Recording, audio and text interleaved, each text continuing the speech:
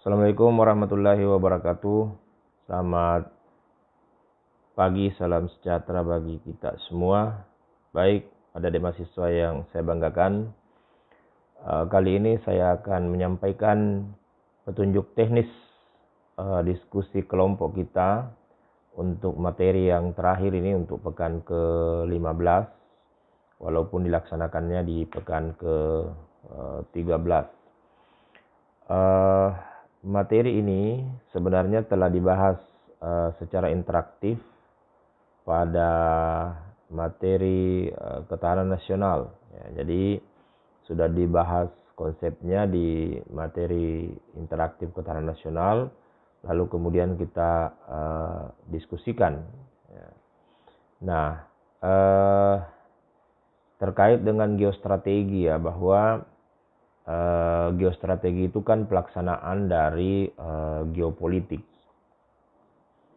Nah, geostrategi itu bentuknya adalah ketahanan nasional. Jadi perwujudan dari geostrategi itu adalah ketahanan nasional. Bahwa kalau kita bicara ketahanan nasional, kita bisa melihatnya sebagai sesuatu yang dinamis. Sesuatu yang dinamis artinya bahwa ada kontestasi antara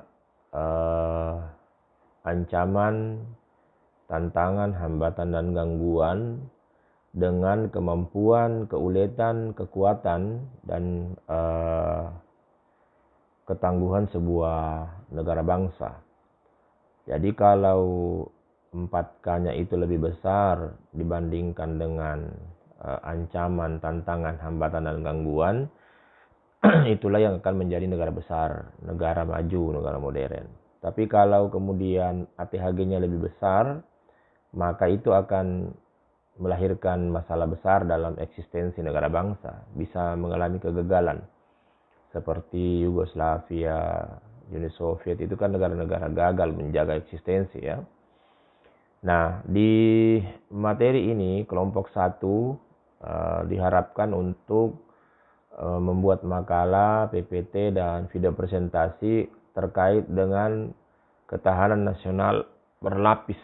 Jadi ada jenjang-jenjang sebenarnya kalau kita bicara ketahanan nasional ya. Jadi ada ketahanan nasional diri secara individu, lalu ada ketahanan keluarga, ada ketahanan wilayah, ada ketahanan regional, ada ketahanan nasional. Jadi bahwa kalau setiap individu itu memiliki ketahanan diri yang kuat ya, sehat secara jasmania ya, kemudian juga rohanianya, punya penghasilan yang tetap ya, pekerjaan tetap yang menghasilkan, maka itu bisa membuat individu itu memiliki ketahanan diri yang kuat. Nah, kalau itu tercipta, maka akan mensupport ketahanan keluarga. Jadi kalau keluarga itu bisa menjalankan roda ekonominya, di keluarga itu ada kebahagiaan karena secara fisik sehat, secara rohani juga sehat, maka ya itu yang akan melahirkan ketahanan wilayah. Jadi kalau misalnya dalam satu kompleks misalnya ya, ada ketahanan diri dari setiap warga, lalu kemudian keluarga-keluarga mereka, keluarga-keluarga yang sakinah mawaddah warahmah yang harmonis, maka tentu kompleks itu akan aman, itu akan baik. Begitupun kalau seluruh kompleks perumahan itu baik, maka ya di kabupaten kota itu akan baik, di provinsi itu akan baik, sampai pada terwujudnya ketahanan nasional. Nanti silakan dieksplor lebih jauh ya. Kira-kira begitu dalam konteks ketahanan berlapis ya. Kemudian yang ke kelompok 2 sampai kelompok 4 itu dia bicara mengenai gatra-gatra. Jadi kalau kita bicara geostrategi ketahanan nasional itu kan ada model TANNAS Indonesia itu. Modelnya adalah disebut dengan Astagatra, jadi 8 gatra ya. Jadi terdiri atas Trigatra dan Pancagatra. Ada Trigatra, 3 gatra geografi, gatra demografi dan data sumber daya alam ya. Kemudian ada pancagateranya, ada ideologi, ekonomi, politik, sosial budaya, dan pertahanan keamanan. Nah, kelompok 2 sampai kelompok 4 itu diharapkan untuk melakukan SWOT. Jadi nanti isinya makalahnya ya berisi SWOT. Apa kekuatannya, kelemahan, peluang, dan ancaman dari gatra-gatra yang menjadi tugasnya. Ya, karena kalau kita bicara kelompok 2 ini bisa milih. Jadi kelompok 2 bisa milih apakah menjelaskan gatra geografi, demografi, atau sumber daya alam. Kemudian kelompok 3 tidak memilih ini. Jadi di SWOT saja tiga-tiganya ya untuk kelompok 2. Kemudian kelompok 3 gatra ideologi politik. Kemudian kelompok 4 gatra ekonomi, sosial budaya, dan gatra pertahanan keamanan. Mau dilihat itu apa kekuatannya. Misalnya kalau kita bicara gatra sosial budaya, tentu ada kelemahan. Kelemahan itu ya karena kita beraneka ragam, tapi itu juga bisa menjadi kekuatan di sisi yang lain. Jumlah suku bangsa kita, budaya kita, agama kepercayaan kita yang beraneka ragam itu kalau dia bersatu, maka dia bisa menjadi kekuatan besar. Ada peluang untuk menjadi negara yang besar dengan potensi sosial budaya yang kita miliki.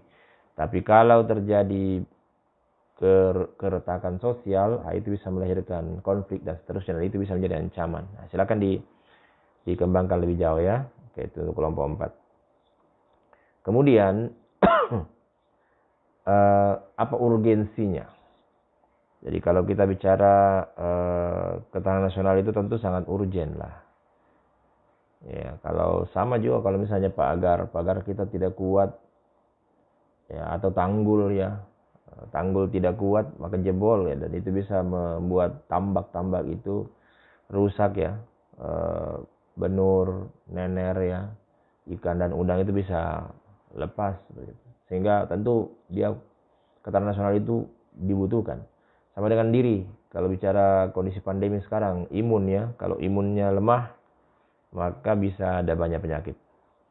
Nah, sama juga dengan ini. Jadi kalau bicara tujuan ketahanan nasional sebenarnya ditujukan agar bisa menunjang keberhasilan dari tugas pokok pemerintahan itu, seperti tegaknya hukum dan ketertiban. Jadi kalau tidak ada ketahanan nasional, hukum tidak bisa tegak gitu.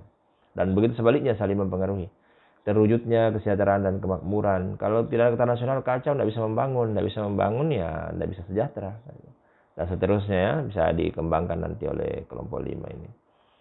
Nah, fungsinya tentu ya berfungsi sebagai daya tangkal ya, untuk menangkal ancaman, tantangan ya terhadap integritas eksistensi bangsa negara dalam berbagai aspek kehidupan. Nah, dia pengarah bagi pengembangan kekuatan bangsa ya. Ada banyak ini. Kemudian, nah, bagaimana menjaga ketahanan nasional kita di masa pandemi? Nah, ini nanti topiknya ini kelompok 5 ini. Urgen pasti tadi karena dia punya fungsi, dia punya tujuan. Tapi ini kan kondisi sekarang di masa pandemi. Bagaimana ini menjaga ketahanan nasional kita di masa pandemi? Apa yang harus dilakukan? Ya. Kemudian selanjutnya adalah bela negara. Nah, ini kelompok 6. Bela negara. Jadi kalau kita bicara bela negara, ya bela negara itu salah satu hak dan kewajiban warga negara. Nah, itu untuk mewujudkan ketahanan nasional. Kalau kita tidak bela negara kan susah untuk mewujudkan ketahanan nasional itu. Susah untuk mewujudkan ketahanan nasional. Jadi hak dan kewajiban ada sisamkan rata gitu. Jadi bicara mengenai bela negara itu diatur di dalam 2 bab itu, dalam 2 bab. Kemudian selanjutnya adalah apa itu bela negara? Ada di Undang-Undang Nomor 3 Tahun 2002. Kemudian ya ini pentingnya, kalau tidak bela negara maka susah. Dia bisa melahirkan apa? Masalah Majapahit, Yugoslavia ya. Nah, bagaimana mewujudkan bela negara di Indonesia? Karena ada juga yang wajib militer. Indonesia kan tidak wamil Indonesia ya. Kemudian yang terakhir ini kelompok 7 itu bicara mengenai pengukuran. Bagaimana mengukur ketahanan nasional? Ada rumus-rumusnya ini. Silakan dibaca lebih jauh. Materi kita kemarin juga ada mengatur ini ya. Nah, jadi kalau bicara indeks standar nasional itu ada indeks rawan, ada yang kurang tangguh, cukup tangguh, tangguh, sangat tangguh ya. Dan kita berharap sangat tangguh. Nah, di Indonesia sekarang ini kalau kita bicara indeks standar nasional, gatra ideologi dengan gatra sosial budaya itu rendah, rawan begitu. Ya, tidak tangguh. Nah, kenapa itu terjadi? Ya, silakan nanti itulah dikembangkan oleh oleh kelompok 7 ya. Baik, cukup Pak Dadet. Terima kasih. Assalamualaikum warahmatullahi wabarakatuh.